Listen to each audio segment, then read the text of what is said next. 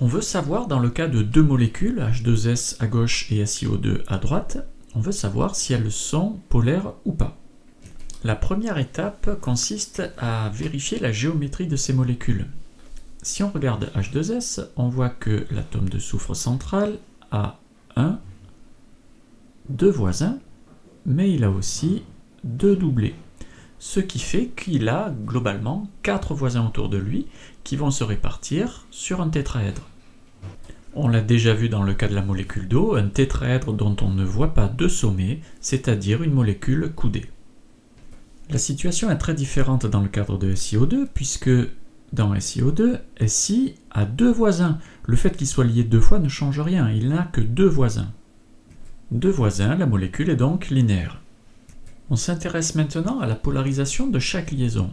Alors le soufre est plus électronégatif que l'hydrogène, donc la liaison qui se trouve ici à gauche va avoir les électrons plutôt attirés par le soufre, qui portera donc une partie de la charge négative des électrons, on dira qu'il est delta-, et l'hydrogène, lui, portera une partie delta+.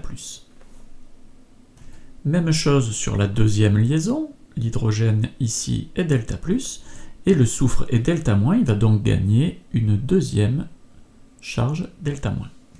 Si on cherche ce qu'on va appeler le barycentre des charges, c'est-à-dire un petit peu comme le centre de masse des charges delta+, on voit qu'on a un delta+ sur un hydrogène, un delta+ sur l'autre hydrogène, ce qui reviendrait à avoir deux delta+ entre les deux atomes d'hydrogène.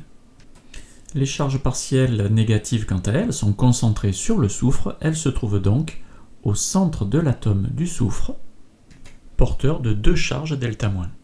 On vient donc de déterminer où se trouvent les charges partielles négatives et positives dans la molécule.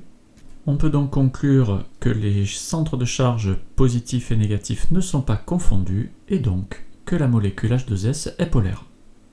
Si on procède de la même façon pour SiO2, l'oxygène est le plus électronégatif, il portera donc delta-, le silicium sera delta+, on fait la même chose pour la deuxième liaison, le deuxième oxygène est delta-, et donc le silicium gagne à nouveau une charge delta+. Le centre des charges delta+ se trouve donc au centre de l'atome de silicium, et le centre des charges delta-, qui sont réparties équitablement, se trouve lui aussi au centre de l'atome de silicium. Les centres des charges positives et négatives sont donc confondus. On peut conclure que SiO2 est une molécule apolaire.